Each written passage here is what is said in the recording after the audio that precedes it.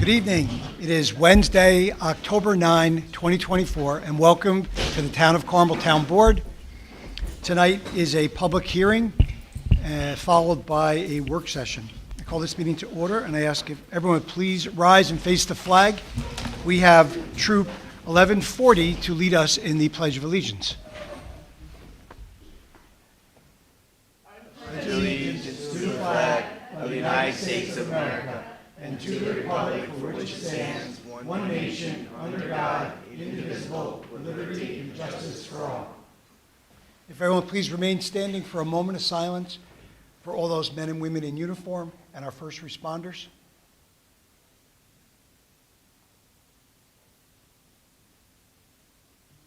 Thank you.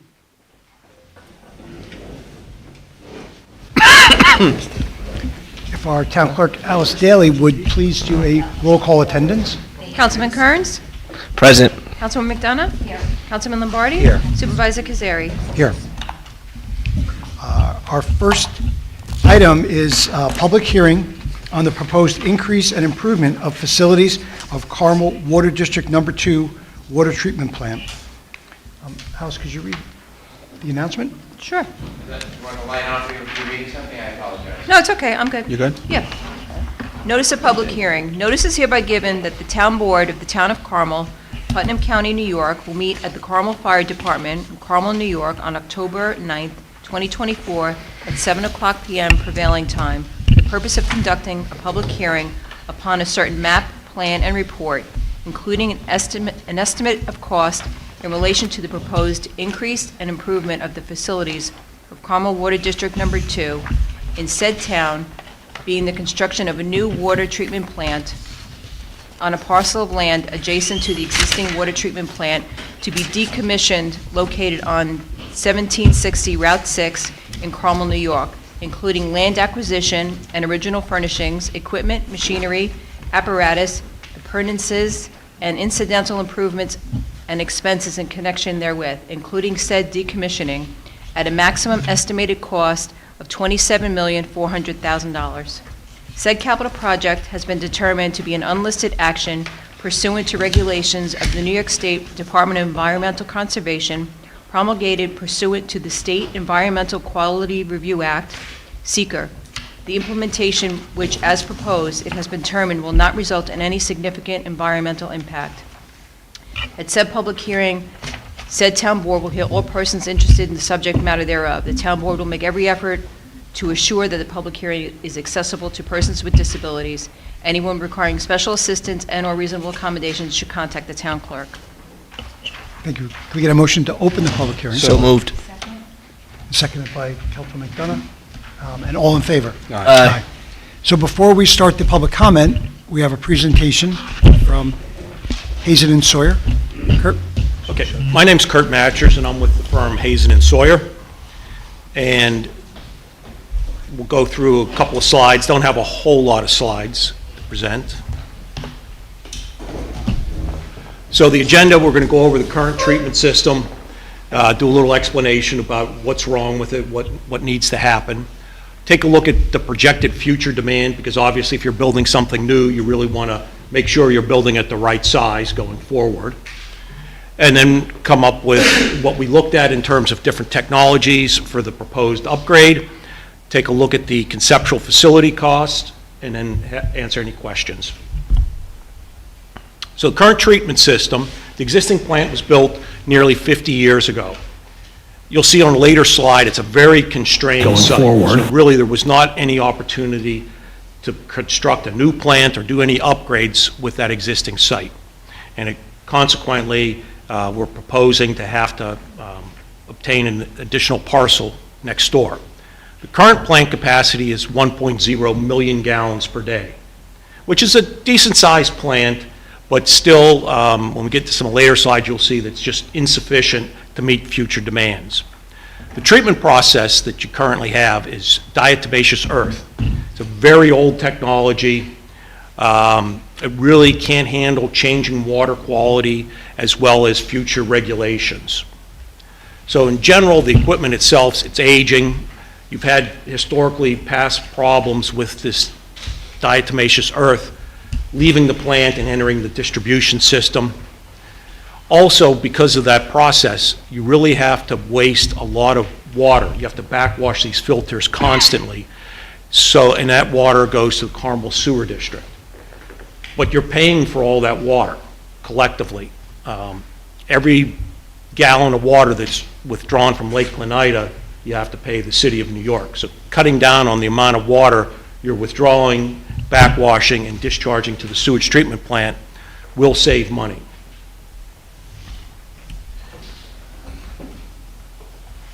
The existing plant, there's a couple of photos on the left. So the top photo is the diatomaceous earth filters.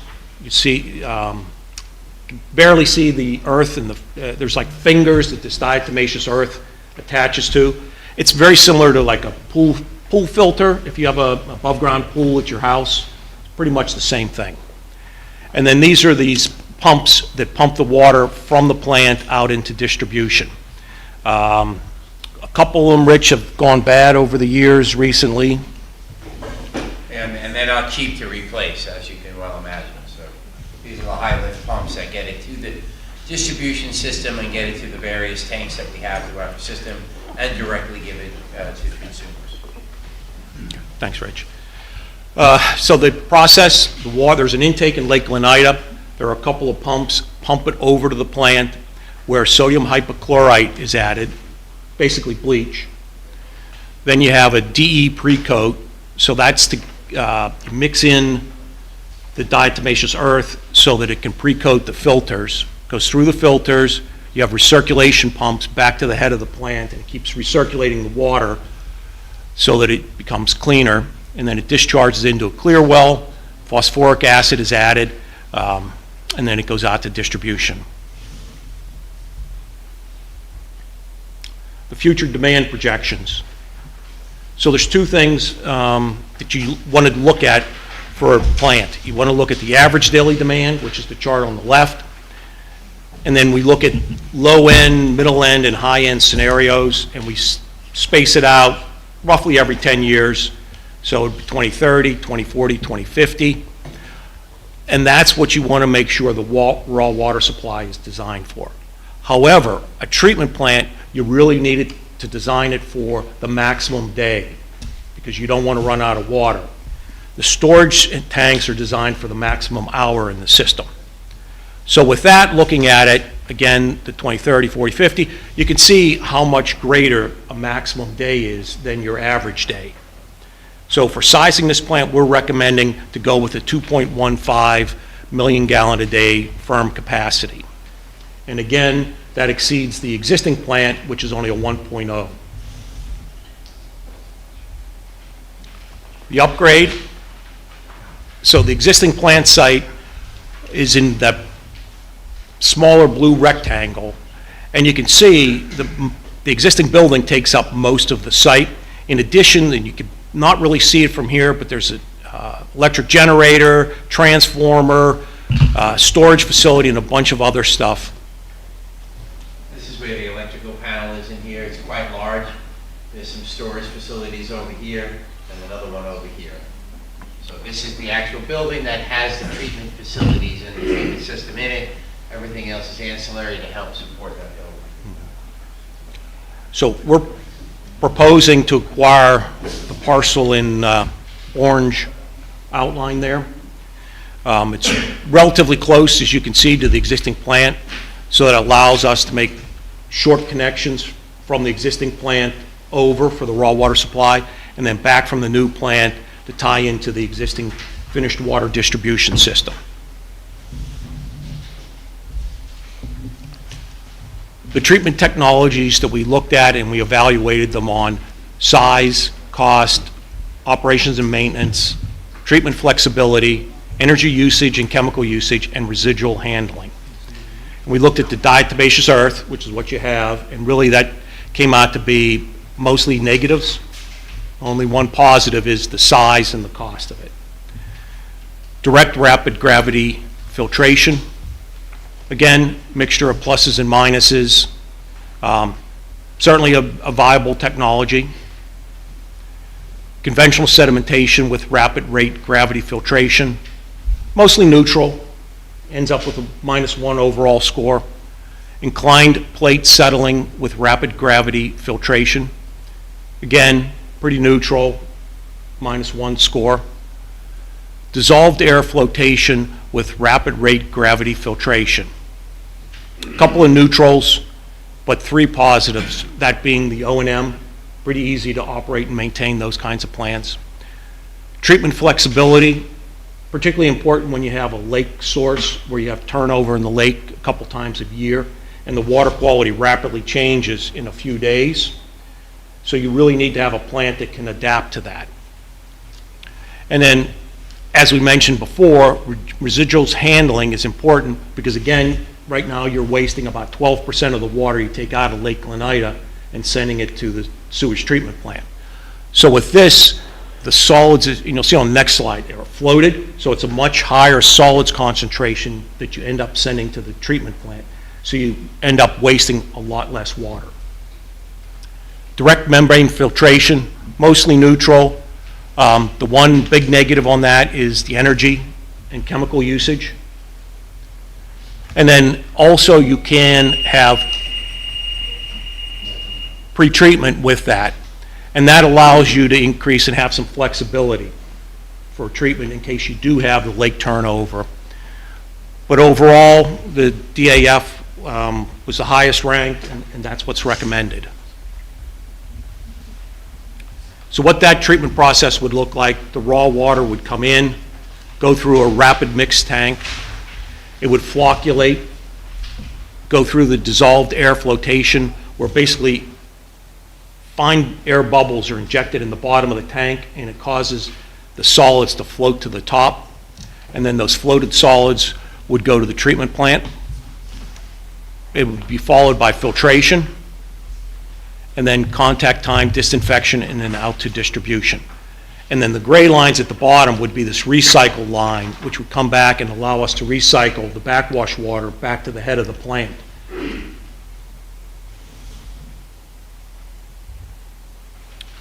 The facility cost.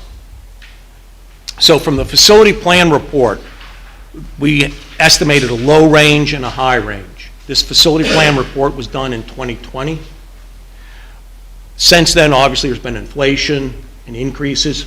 So the numbers you see on lines 1 through 7 are the original rates, but 40% increase. And the 40% increase comes from the Department of Labor Statistics producer price indice for industrial construction. So from 2020 until now, 2024, it went up 40%. The land acquisition and easements reflect the cost for that.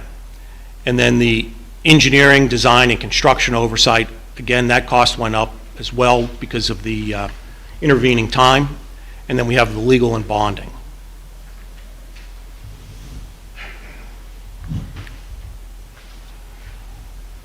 This table is a summary from the map plan and study, and it shows for a 30-year bond or a 40-year bond how much the yearly payment by the district would be, what the debt service would be, and then finally for an average residence in Carmel Water District number 2, what the yearly cost would be.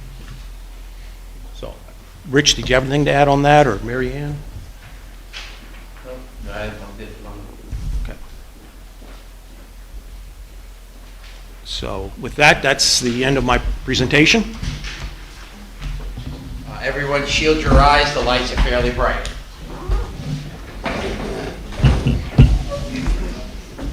Was a light.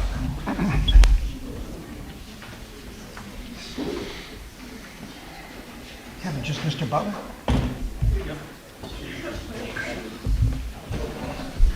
Full list. Turn back.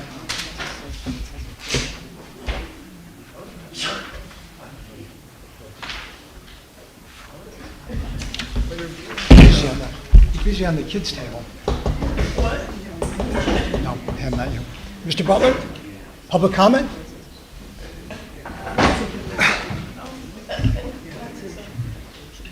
Before the dreaded clock starts to secure it, was this part of the public hearing, or? I'm confused. Was this presentation part of the public hearing? This is part of the Yeah, public hearing. we opened the public hearing. Oh, so that was about 10-minute presentation. Do I get 10 minutes? No, but they were with us. Oh, they're with you? And you're not with the No, no, but residents? they're- Mr. Brother, how about you please proceed with your Oh, comments? okay. It's a appreciate it. point of order, but, okay. God forbid I pay the taxes. Anyway, so, we're talking about a $27 million bond obligation by the residents, not of the town of Carmel, but of the Carmel Water District Number 2. And I think, in terms of the folks that may be watching this or listening or hear about it, let's make it clear. This is not a town obligation. This is the obligation of the 1,500 homes and 1,500 people that live in the water district. 27 million bucks, 1,500 homes. I have a question to you guys. As you sit here, are you representing the Town Board of Carmel or the commissioners of the water district? Commissioners of the Water District. Okay, good. Or, again, a question that you may or may not want to answer. Are any of you residents of the CWD 2, personally? I don't believe so. Is that a no? I'm not. That's a no. Okay. So from a personal perspective, in terms of dollars and cents, you have no skin in the game. The report that was initially submitted by Hazen was done so 4+ years ago. The data contained in that report, therefore, is 4+ years old. So we're relying on a report from over 4 years ago to commit the 1,500 homeowners or persons in the district to commit to a $27 million obligation. I may be wrong here, but I think this, from a capital improvement, facility, construction point of view, is probably the largest one in the history of the town of Carmel. Could be wrong, but I'm pretty sure I'm pretty close. So what does that really mean to the residents, to the people that pay the taxes? Number one, I would suggest to my neighbors out there who are paying a mortgage and paying their taxes through an escrow, take a look at your actual tax bill. I didn't for a long time, just went into the bank. But look at what your tax bill is for a Carmel Water District Number 2 water. How much of that do you actually pay, and what does that number really mean? I'm give you my personal example. Me. I live with my wife in a real normal, raised ranch in the hamlet of Carmel. I try to not bathe as much as possible to keep the water. We don't have a pool. We don't have anything. And so my tax bill for CWD2 is $624 a year. So if we pass this bond and this project, that bill, based on the reports that have been put together, will become $1,750 a year. And that's just not me, that's everyone, folks. So look at that number on your tax bill and add 65%, and then add on to that your bills for your usage, and you're going to be paying that amount of money. In our case, for me and my wife living in our little house, we'll be paying over $2,000 a year for water. Okay?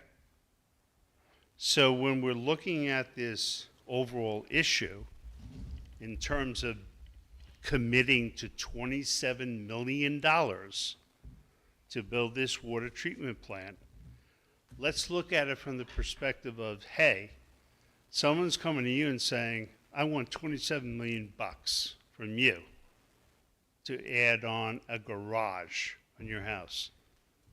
Whoa, does a garage cost $27 million? I don't know. I have no idea.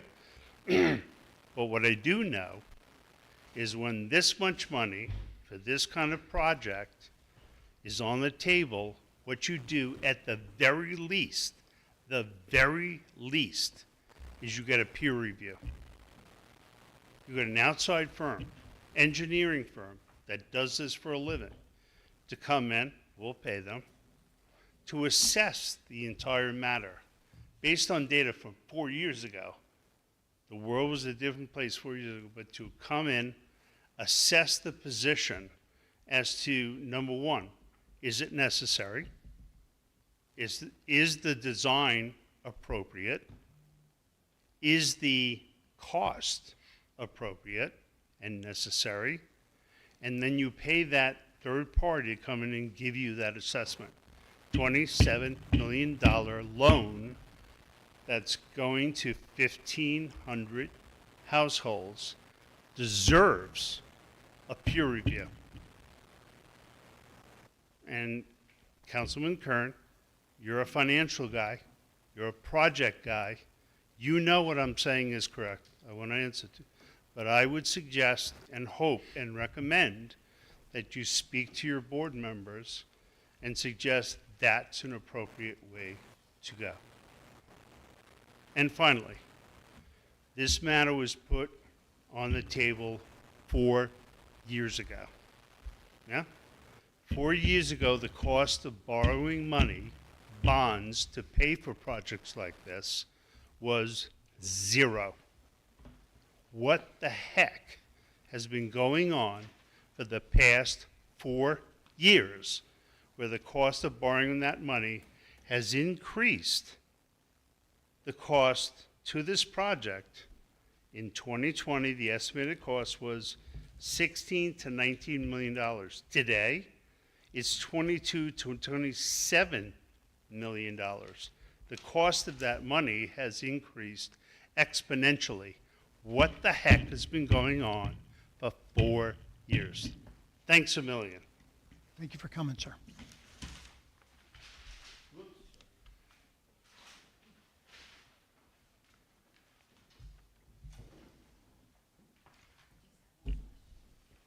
Yeah. Question for you. In the conceptual cost options and the maximum daily demand, with the MGDs, the higher scenario is 1.73. I'm just going for the year 2030, and then the lower scenario is 1.21. What is if everything was to be built out, that could be built out, is it on the lower scenario or is it the higher scenario? Because if it could be the lower scenario, you could save $5 million. Do you know what I'm saying? So I just want to know how you got the lower, the middle, and the higher, because I think what I'd want to know is if everything was built out in that district that could be built out, what would be the gallons per day? And is that what that is? Like, I'm not following how you got those numbers. So are you talking the water demand, Susie, or are you talking the cost? I'm talking the maximum daily demand. So that's the safe yield and whatnot that occurs? yeah, like it's on this presentation here, the future demand projections. So it says the low scenario, estimated water demand, the middle scenario, estimated water demand, and the higher scenario, estimated demand. So what my question is if you took the map of of the district and everybody was built out, is that the low, the middle, or the high? So I believe that would be the high. That's how we looked at it. So when we looked at this, we knew a lot of the projects that still haven't been built are still out there, and we know that they're gonna have a demand for it. We also looked at the vacant parcels that were there, and we understand that they could be built out to a certain extent. So that's that high number. So the high is a full Full build-out. build-out, a full build-out. What's a middle and what's a lower? That's how you. The percentage of the build-outs. Let Kurt answer that one? Sure. Throw So him under the bus. the lower one primarily would be a decrease in the amount of water used per home. So there are, The home on the full, on the, on By- every home, existing homes, future homes. So if somebody would come in and say you have an existing home with not water-saving fixtures, and they were going to do a complete gut job and renovate it, and they put in water-saving fixtures. But you'd have to do that throughout the whole town to realize something at the low end. okay. So, when you guys are talking about increasing your demand to 1.73, how is that going to work with our treatment plants? Why don't we, can't we not expand that past the 1.1? That's, That's kind of where we're at right now. Yeah. Ultimately, as the town is going to continue to have that building, which some of it hasn't occurred, but some of it is going on right now, we're going to need a new plant, which is why this was talked about a handful of years ago. No, I understand that, but the treatment plant, are we able to? Oh, your microphone's not on. Ours is on. Oh, mine's on. Gotcha. Okay.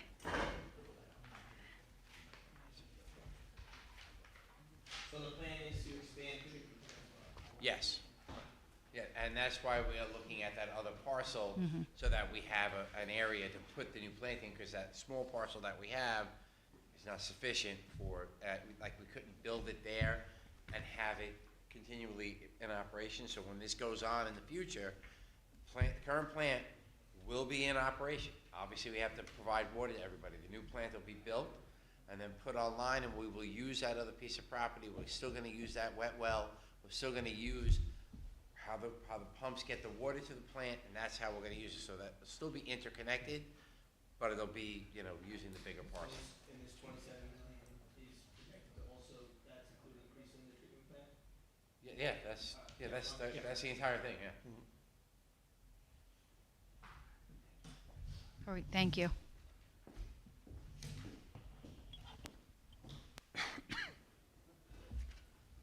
If there's no more questions or public comment, get a motion to close the public hearing. So moved.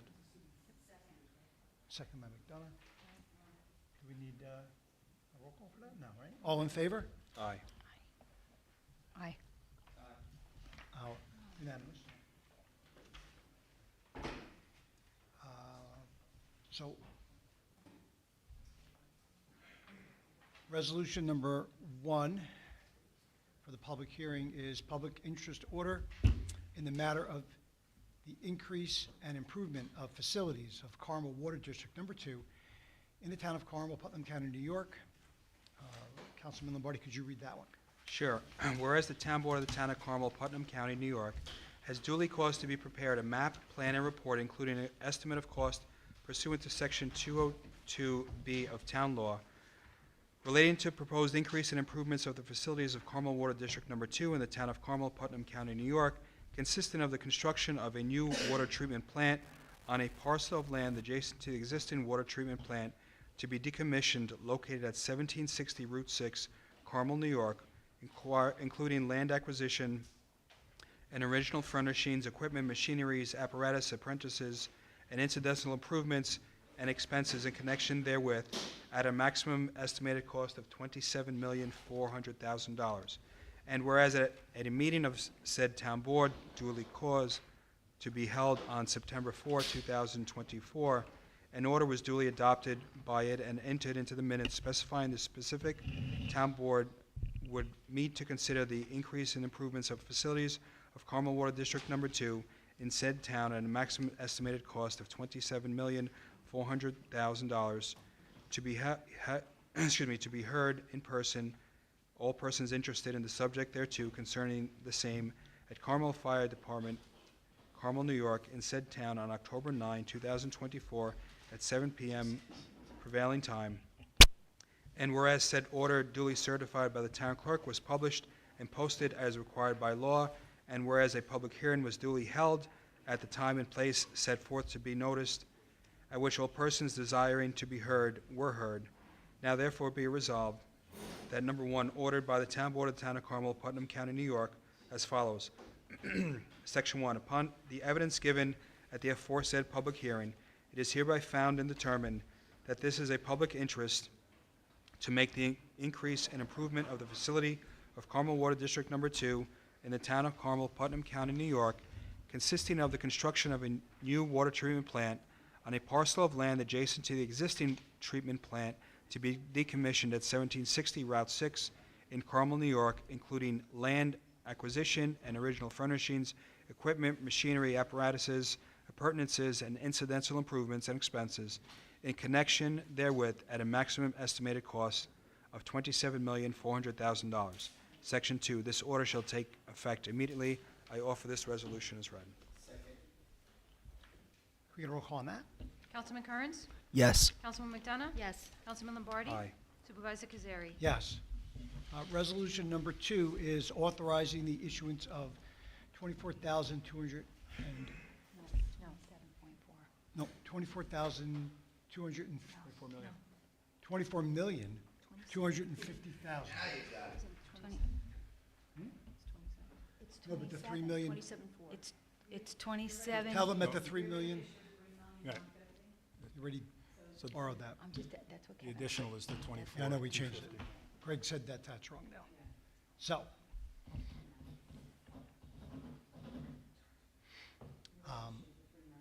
Right. So it's correct. Greg came and corrected me. It's correct as it was, as bond counsel gave it to you.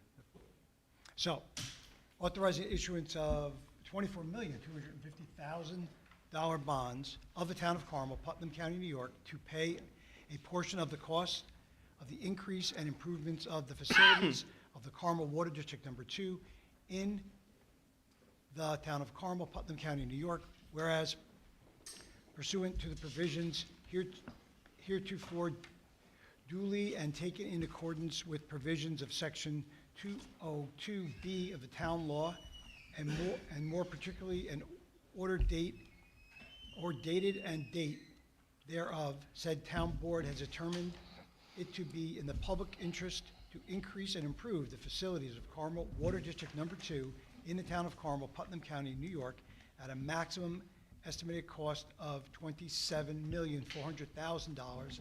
And whereas the capital project hereinafter described, as proposed, has been determined to be an unlisted action pursuant to the regulations of the New York State Department of Environmental Conservation, promulgated pursuant to the State Environmental Quality Review Act, which it has been determined will not have any significant adverse impact on the environment, and be it resolved that the Town Board of the Town of Carmel, Putnam County, New York, as offered and on file with the town clerk, I offer this as read. Second. Okay. Can we get a roll call, please? Councilman Kearns? I'm going to vote no. Councilwoman McDonough?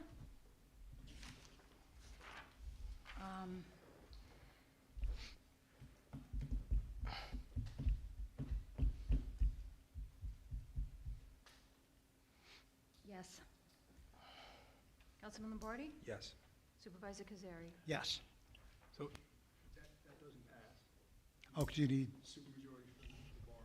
So that as a, being that you're strength of 4 right now, we would need a unanimous vote for that. So right now, that doesn't pass. okay.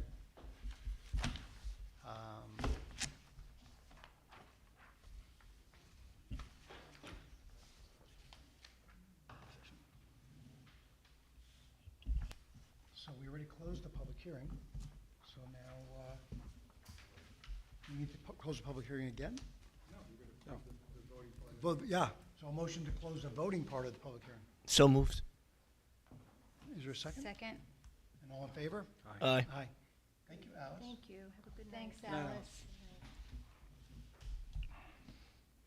So, motion to open the work session. So moved. Second. And all in favor? Aye. So first off, thank you to the Carmel Volunteer Fire Department for allowing us your space today. It's always nice to be here at the Hamlet. I asked the town board to review the minutes of the town board meeting from September 10th, September 18th, and October 2nd that our town clerk Alice Daly has provided to you. Our first item is with our first three items are with our police chief, Anthony Hoffman.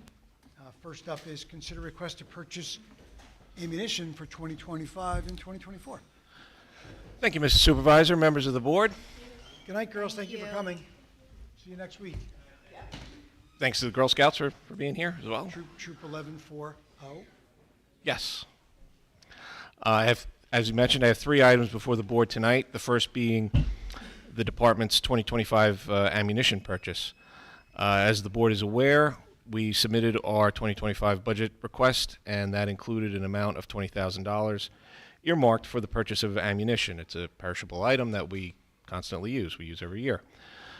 We've been advised by the New York State OGS contract vendor, Eagle Point Gun of Thoroughfare, New Jersey, that the state contract will expire at the end of October. It's been in effect since 2019. With that expiration of the contract and the expectation of a new contract, they are anticipating a cost increase of approximately 60%. As I said, the last contract was put into effect in 2019. It was before COVID, before all the conflicts going on around the world, so ammunition industry-wide has gone up significantly. To that end, they let us know that they would be willing to take the order now before the expiration of the contract on the 31st, honor the prices on the old contract, and deliver the ammunition after January 1st, 2025. Given the lead times, given their assurance, they're a good contract vendor. We've used them during your tenure as well, Supervisor Cazzari. So we would like to take them up on that offer. And to that, we would like to order 65 cases of 9mm training ammunition at a cost of $10,933. 2 cases of duty 9mm pistol ammunition at a cost of $543.68, and 50 cases of .223 rifle ammunition at a total cost of $8,410, for a total cost of $19,886.68, just right under the ceiling of that $20,000 that we're earmarking. We're trying to get as much in as we can without, obviously without going over that earmark, and trying to save as much money as we can because we're looking at a 60% price increase. So what I would seek from the board is a resolution just authorizing us to make this order, and upon fulfillment of that order in 2025, we will pay it out of our 25 equipment line budget. So thank you on that. You guys use 223 for training. Is your duty 556? Yeah, we use it's compatible in the M4s, so the 223 is generally a less of a pressure Cheaper round. too, right? So, and it's also cheaper in this instance, so that's what we're taking advantage of. Chief, and that'll come out of next year's budget. Yes, that's correct. Perfect, thank you. All right, so next you have obsolete equipment. Yes, our second memo to the board is to declare a routine declaration of obsolete equipment. Based upon the recommendation of Administrative Lieutenant Neil Brown, we respectfully request that the town board declare the following CPD equipment obsolete. That includes the 3 vehicles, 2 Dodge Chargers, 1 Dodge Charger, 1 Dodge Durango, and one of our old firearms trailers that we replaced last year. 4 laptop computers, and it looks like 5 Apple iPhones. These items are all obsolete. In the instance of the vehicles in the trailer, we'll work together with Superintendent Stern and the Highway Department to put them up for auction to try to get some money back. And in the electronics, Lieutenant Brown will supervise the destruction of them to ensure that there's no data that gets out into the public. So I would seek a resolution to declare all of these items obsolete. For those that can see the memo, there is some redactions there. That's a fraud preventative measure, so we don't have VIN numbers and serial numbers of electronics out in the open, and for the potential of any sort of nefarious activity on the internet. So that's why we did that. Thank you. And lastly, you have education stipends. Yes, another routine item before the board. We have 3 officers that are meeting the requirement under the current PBA contract to receive stipends for their educational achievements. The first being Officer Anthony Bamback. He has a bachelor's degree from SUNY Purchase, which would qualify him under the contract for a $900 stipend. Officer William Gabay has an associate's degree from SUNY Herkimer Community College, which would qualify for a $600 stipend. And Officer James Cook has an associate's degree from SUNY Dutchess Community College, which also qualifies for a $600 stipend. And that's contractual. That's nothing that we have control over. And I recommend that the board pass a resolution for those amounts for those officers. Thank you. Okay. Thanks, Chief. Thank you very much. Have a good night. Number 4 is with our highway superintendent, actually 4, 5, 6, and 7, Michael Stern. First up is line striping, pavement marking, sir. Good evening. The Highway Department requests authorization to purchase reflective street line striping from Putnam County Award bid number RFP 2424 for the contract period of October 1st of 24 through September 30th of 25 from Safety Markings LLC. Just going to piggyback off the county on that one. All the companies are within $3,000 or $4,000 of each other.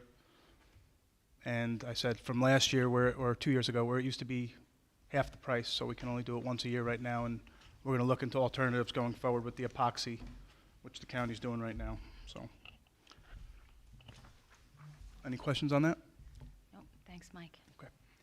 And next, you have road salt. Road salt. Getting to that time of year again.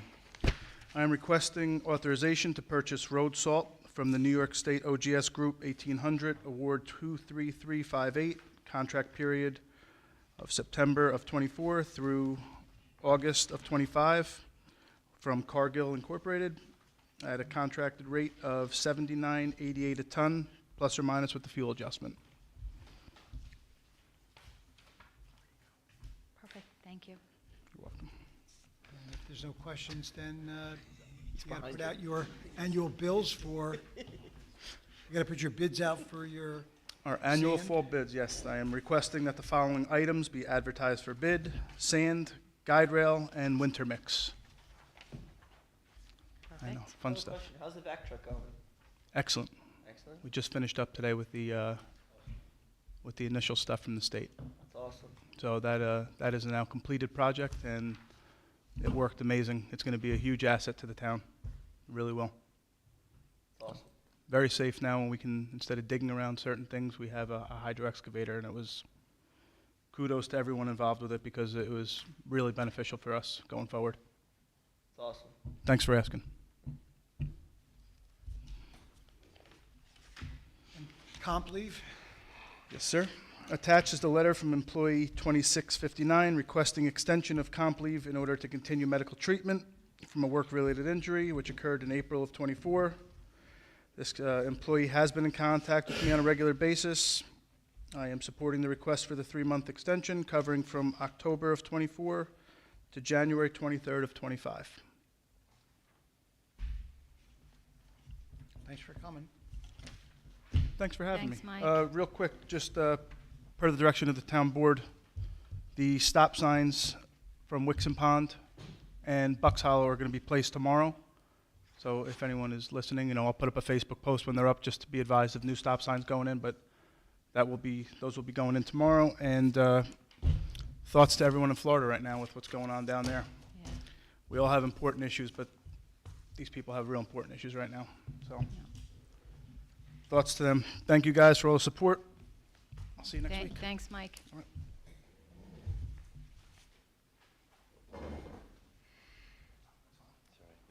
So items 8, 9, 10, and 11 are with Richard Franzetti, PE, Town Engineer. First off is emergency masonry repairs at Town Hall. Rich? So this is to advise the board of expenditures over $10,000. Carmel Town Hall miscellaneous masonry repairs, we're using ARPA funds for this.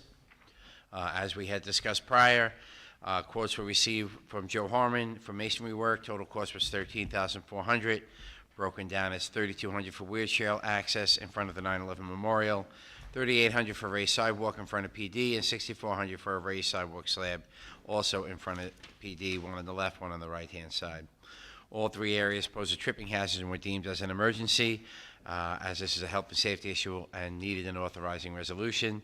In addition, funding for this work will be through the town's ARPA funding.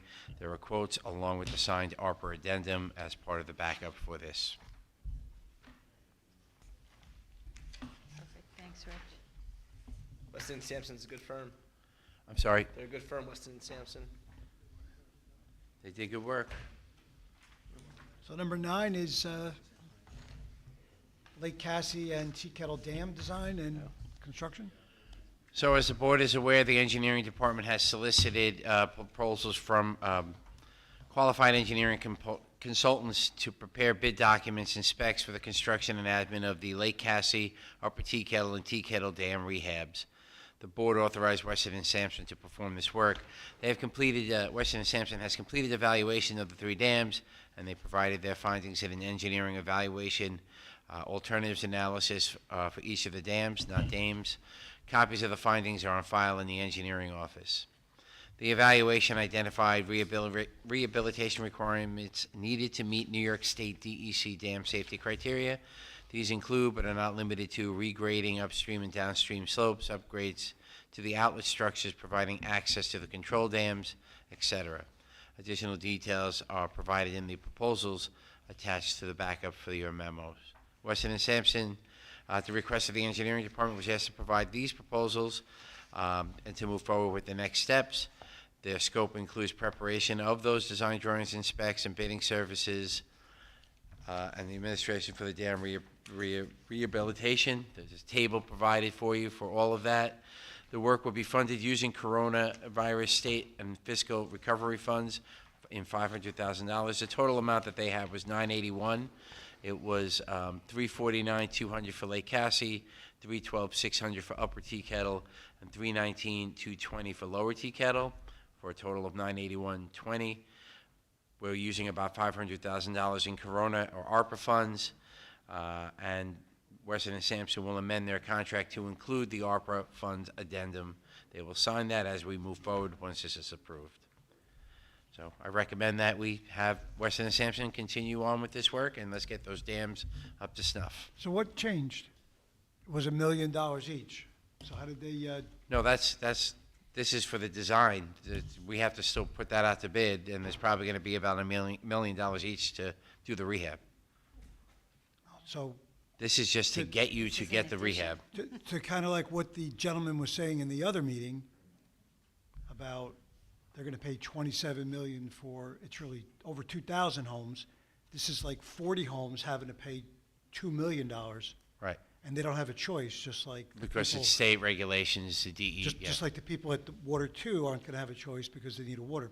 Well, that plant at Water 2 has a very limited life in It's front of coming it. to So, an end, and so is the sewer and we're plant. putting good Yep. money after bad, so the sooner we can get a plant there, the better. Yeah, well, that's it. Well, that's it, isn't it? That you just keep Band-Aiding things and costing more. But, all right. And your next thing is purchase a main turbine pump.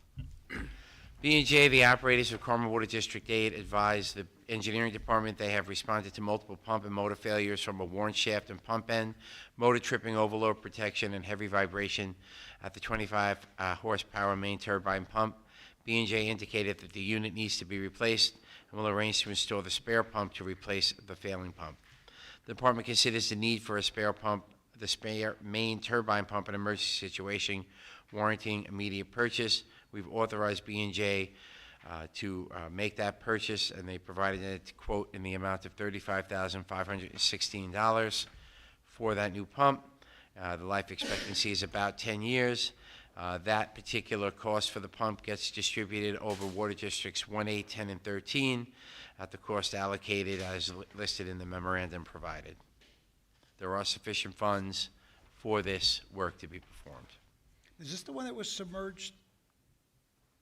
Is that the main pump? Remember we replaced that one like last year or the year before? And this is the second one, so they have two of them. So they did this one about 10 years ago, give or take, and then this new one. So we keep one as a spare in case Yeah. it fails. So.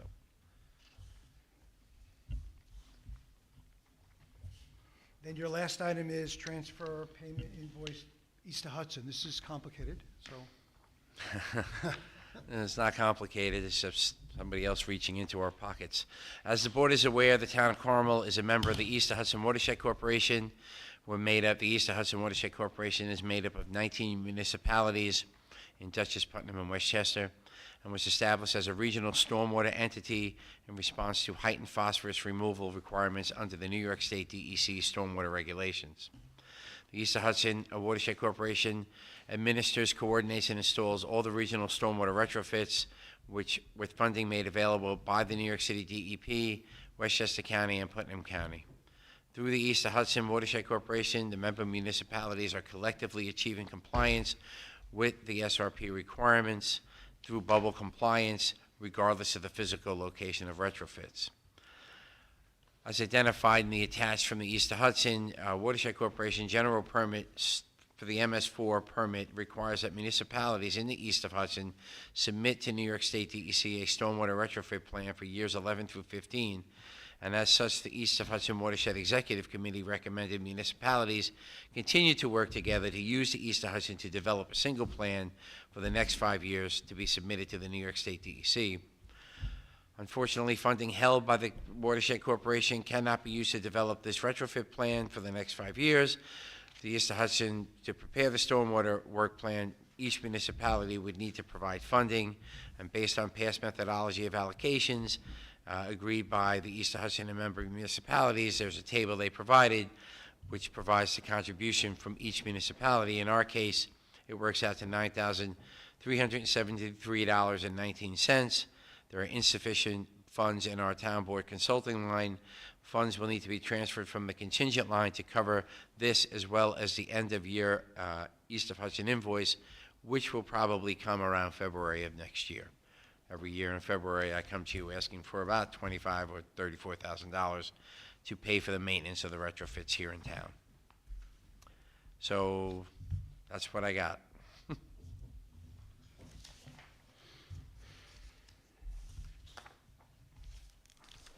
Any questions? Good?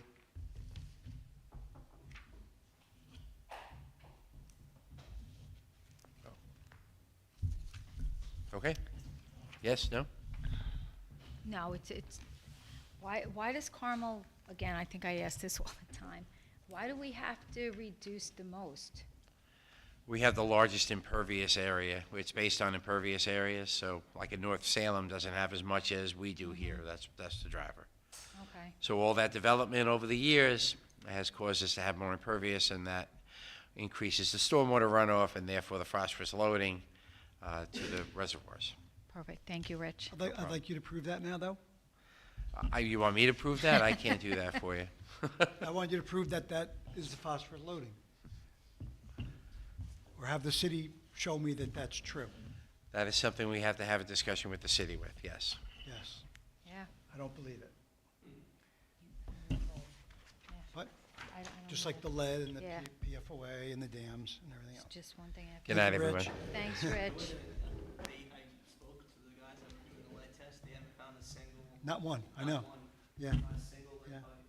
pipe. It's Yep. crazy. yeah, somebody was just saying that today. They had, their house was done, and I forgot who it was. In my old block, the guy told me every single pipe that they tested so far in Carmel, they haven't found a single lead pipe. Yep. Overreach. It is, and there's very, if there's any galvanized, it's very little. We've replaced a lot of the galvanized pipe in the past 13 years and prior to that, so that's been done, that's important. But yeah, that was the report back on the lead service line inventory. I've gotten all the reports back from the consulting engineer, except for the one for Carmel Water District 8, which includes 1, 8, 10, and 13. They just completed doing the investigation today.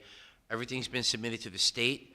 The next step after this is to, I have to send out a notice to those folks in those water districts that we have unknown service lines. So that's the next thing that's going out, is due around November 16th. So I'm going to be working on that. And just so the board knows, I just sent out PFOA exceedance letters for Carmel Water Districts 3, 5, and 9. Secor, Maple Hills, and what is it? I forget what 9 is. But so those have been sent out. They were marginally higher than the 10, Is it 9 certainly Mapac higher Hills? than the 4. Is 9 Mapac Hills? Mapac Hills, thank you, yeah. So what are you sending out on the 16th? Sorry, I missed that. By November 16th, there has to be a notification per the federal regulations and therefore state regulations that a notice needs to be sent out to homeowners in the districts so we didn't investigate, so we didn't find any in the ones we looked at, but we didn't look at every one, right? So as Mr. Butler was saying before, there's 1,500 residents. We didn't go to 1,500. Part of the investigation was we know that certain developments, for instance, Pulte, were built way after any lead was still being used. So we were able to say, nope, we're not worried about them because, there's never been lead there, there'll never be lead there. But it's the older areas you have to look at. So when I send out the notice for Carmel Water District 2, the folks at Pulte Homes will not get that notice. And that's from the county telling me that. They don't get the notice because it doesn't matter to them. There's no lead there. It's where we don't know, where there's an unknown yet, that we have to still ultimately do investigations, and believe in the next 10 years it has to be completed. Don't worry, the hydrovac truck will be used quite frequently. And actually, to follow up on what Superintendent Stern said, those guys did a great job. I witnessed a couple of the holes being dug. That machine is just unbelievable. It really is an asset to the town. I'm glad we got it. So, Thanks, Rich. no problem. So the last resolution for tonight is a letter from a New York State Liquor Authority consultant. Andrea O'Brien is requesting a 30-day notice requirement waiver. She wrote to our clerk. Alice Daly, enclosed herein is a 30-day notice to the municipality for the above-mentioned Mayapack Boys LLC, part of the New York State Liquor Authority application for a liquor license. We respectfully request a waiver for 30-day waiting period so that the applicant can proceed quickly with submitting the license application to the New York State Liquor Authority. This is a 10-month process, and a waiver will expedite the process slightly. And she says if they have any questions, contact her.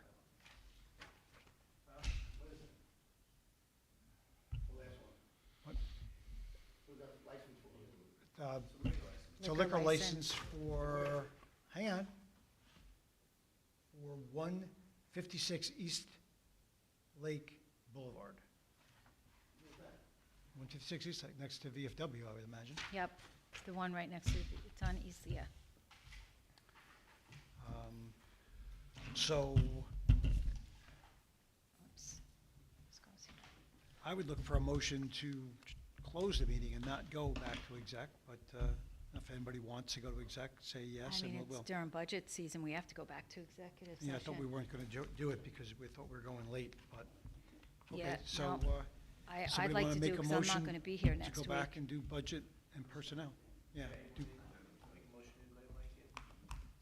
Yes, Oh, yes, very good. Okay. an emotion. For personnel. So a Come motion come to in. go back to town hall for executive session for personnel discussion and include the candidate, Mike Lugo. A second? Second. And all in favor? Aye. All right, so, public comment.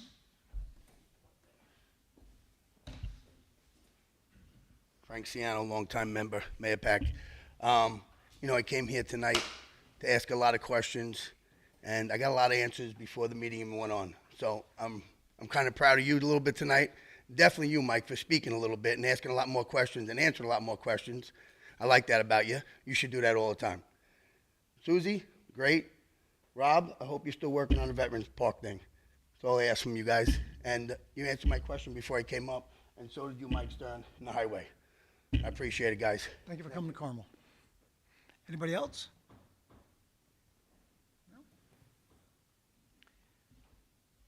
No? The only thing I have is we still have the e-waste at Saturday, the 26th, 9 a.m. to 12. Saturday, October 26th, 9 a.m. to 12, and it's going to be off of Mud Pond Road. There will be signs there. All the things you can bring to electronic waste drop-off are listed on the sheet of paper that's on the website, so I won't go through it. Anybody else? Sunday, we're going to be hosting a coat drive / car show at the Mayapack Fire Department. I believe it's from 12 to 3. It's going to be a coat drive, so we're looking for donations. There's going to be exotic cars, muscle cars. There'll be food trucks, vendors. There'll be a puppy adoption, so if you're in the area, swing by, check it out. It'll be a fun day for the kids. Yes, and I am. Yes, it is sponsored by the Mayapack Knights of Columbus. All right, so next week, the 16th, we have the public hearing for the solar and battery storage. So we'll see you back at Town Hall on the 16th of October. Good night.